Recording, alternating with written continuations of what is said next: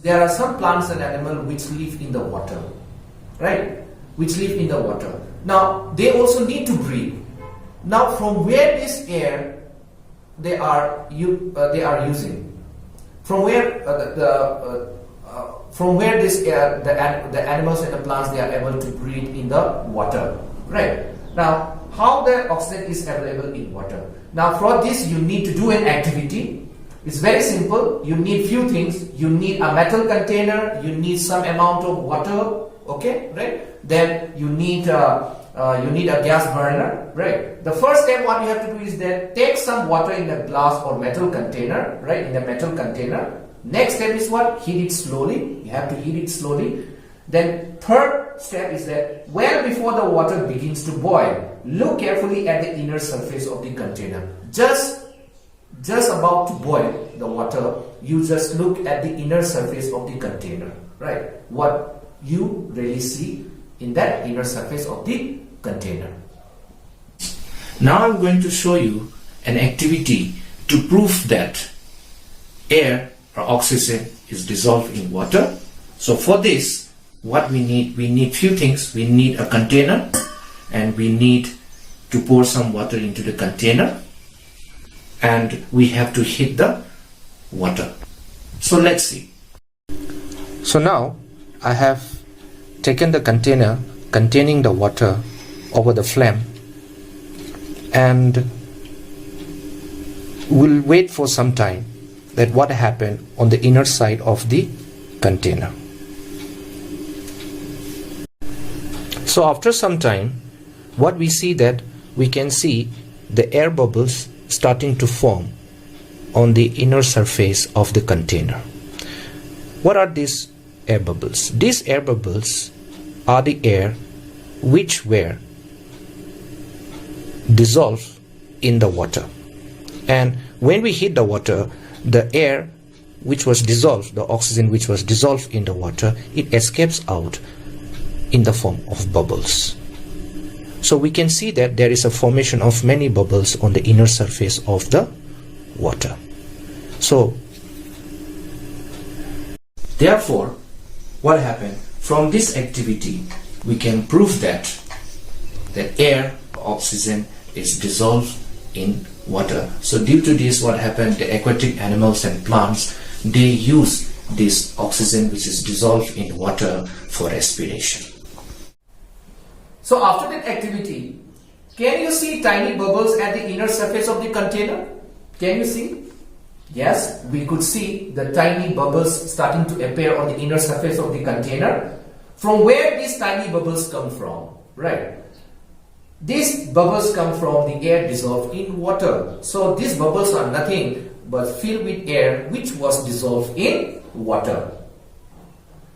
What you have learned from this activity? What we have learned from this activity? From this activity we have learned that the air is present in water, right? And animals living in water use dissolved oxygen in water. So air is present in water. So the animals which are living in the water, right, and as well as the plants, they use this particular air or oxygen which is dissolved in the water. Then next, how does oxygen become available to plants and animals and plants living in soil? Right. So the root of the plant also, they need to breathe. They need air, right? And animals, there are many animals like earthworm, then a few insects, right? And even snail. They live in the soil. Now, how come they are able to breathe in the soil? Right? How come they are able to get this air in the soil? So for this also you need to do an activity, right? Okay. Now the first step what you have to do is that, now before that you need few things: a dry lump of soil, right?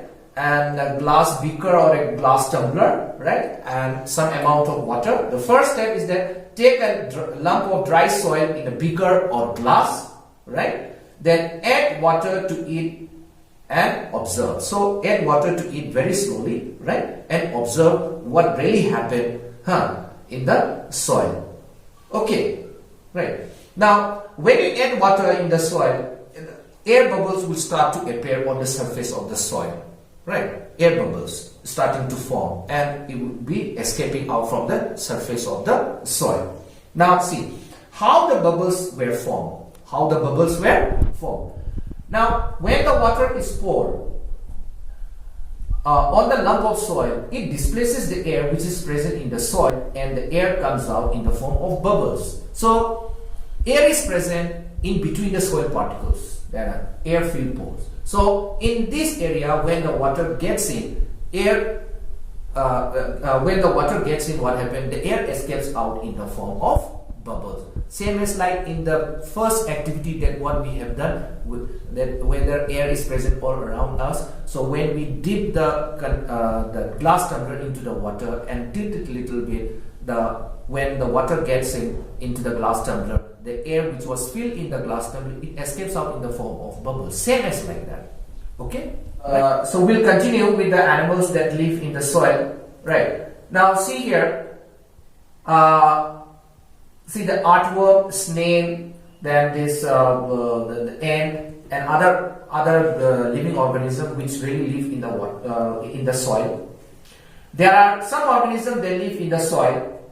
A lot of burrows and holes are formed in deep soil by animals living in the soil. So you can see the small tunnels here which are made by the insects. You might have seen the ant hill, right? And when you break the ant hill, sometime incidentally is broken. You might have seen small tunnels making up. These small tunnels are what they are called burrows. Now these burrows, what happened? They are living into these burrows.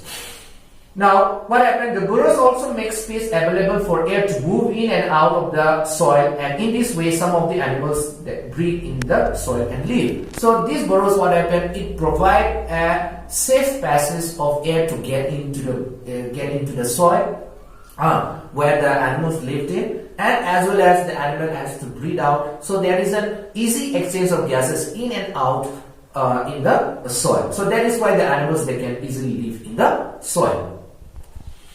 Next, very important part, interdependence of plants and animals. So plants, they cannot survive without the animals, right? Animals also cannot survive without the plants, right? So plants and animals, they are depending on each other. In what way they are depending on each other? In respect of air. Let's see. Plants release oxygen during the process of photosynthesis. So during photosynthesis, plant release what? Oxygen. Now this oxygen, what it is done? Now plants and animals use the oxygen during respiration and releases carbon dioxide. So plants and animals, they use this oxygen, right, for respiration, right, and release carbon dioxide. Now what happened to this carbon dioxide? Now this carbon dioxide is again used up by the plant for photosynthesis, and in photosynthesis, what happened? The oxygen is released. So there is an exchange of gases, there is oxygen and carbon dioxide in between the plants and animals. So the plants and animals, they are very closely related to each other. So in this way, what happened? The balance of oxygen and carbon dioxide in the atmosphere is maintained through respiration in plants and animals, and by photosynthesis in plant. So as I have already told that in this way, what happened? The balancing of the oxygen and carbon dioxide is maintained, and in this way, so what happened?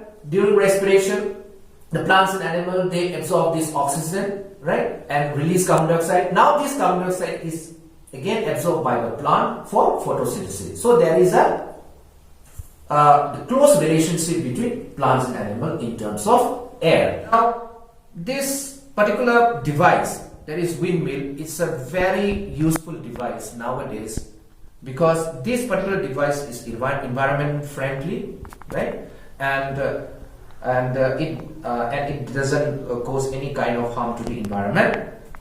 Now windmill is used to draw water from the tube wells and to run flour mills. So it's a very useful device. So with the help of wind, what happened? The windmill is operated, right? And due to this, what happened? We can pump water, we can draw water from the well, and it is used in the flour mills also. Then wind is also used to generate electricity. So windmill, it is also used to produce electricity. So it is a cleaner way of producing electricity, right? Now it is not like that in thermal power plant we use the fossil fuel to burn and produces many harmful gases and smoke which is causing harmful to the environment, right? It's not like that. So it is a very efficient type of the device. With the help of wind we can produce electricity. So in India also there are many places where the windmill the windmills installed, and the benefit of the windmill it is obtained, right? The uses of air, as you can see from this picture, that yacht or boat, without the air we cannot sail it. The glider, right? Glider also cannot operate without the air. Parachutes also cannot operate without the air. Aeroplane, we all know air is needed. Then birds, they fly in the air. Then very special thing about the airplanes is the dispersal of seed. Dispersal of seed. So there are some plants where the seed is dispersed with the help of the wind, right? With the help of the wind. Some seed have wings, some seed have feathers, so they can fly off when the breeze blows, and the seed can be carried away, and what happens? It can be dispersed to faraway places and can germinate and it can grow into a new plant. So the wind also the air also helping in the dispersal of seeds. Then next, air play a very important role in water cycle. So what is water cycle? Water cycle is nothing but the movement of water in between land mass and ocean, right? Land mass and ocean. So the circulation of water in the environment, it's called the water cycle. So what happened here? This picture shows that during the daytime, the water in the land area, in the water bodies, just like the river, ocean, lakes, they got heated up and it converted into water vapor with the help of evaporation, right? Then it goes higher and higher. Then at the certain altitude, condensation take place and it form clouds. Then this cloud is being carried away to faraway places in mountain area and in land in some other part of the earth, right? So then there what happened? The cloud, it gives what? Rain in some part, and in some part it gives snowfall, right? So this is the movement of the water in the environment. Now this movement of water in the environment cannot be completed without the air. So air play a very important role in the water cycle. Okay, so friends, we have learned many things in the chapter air around us. So what we have learned in that chapter: air is found everywhere. We cannot see air, but we can feel it. Moving air is called wind. Air occupies space. Air is present in water and soil. Air is a mixture of nitrogen, oxygen, carbon dioxide, water vapor, and few other gases. Some dust particles may also be present in it. A layer of air that surrounds the earth is known as atmosphere. Aquatic plants and animals use dissolved air in water for respiration. So the plants and animals which live in water, they absorb this air which is dissolved in water for respiration. Plants and animals depend on each other for exchange of oxygen and carbon dioxide from air. So plants and animals, what happens? They depend on each other. The interdependence of plants and animals takes place in terms of air, because plants they release oxygen during the photosynthesis. Now this oxygen is utilized by the plants and animals for respiration and release carbon dioxide. Again, this carbon dioxide is absorbed by the plant for photosynthesis. In that way, plants and animals, they are depending on each other. So these are the few things that we have learned in the chapter. I would like to give a very important thing which can be useful to you also, the useful website links, right? And there are many, a few website links are there which I have provided right? So you can go through this through this link, but make sure that it is internet connected, right? Whether it's a laptop or your mobile should be internet connected, and you can go through this link. And this link contains many videos which are related with the chapter Air Around Us, right? And many useful study material you can get it from this link. So just for an example, I will click the first one. Make sure that it should be internet connected.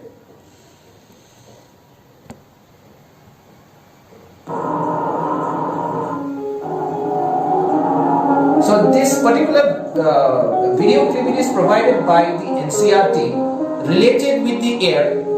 So you can go through this video and you can see many things, many activities which is done here.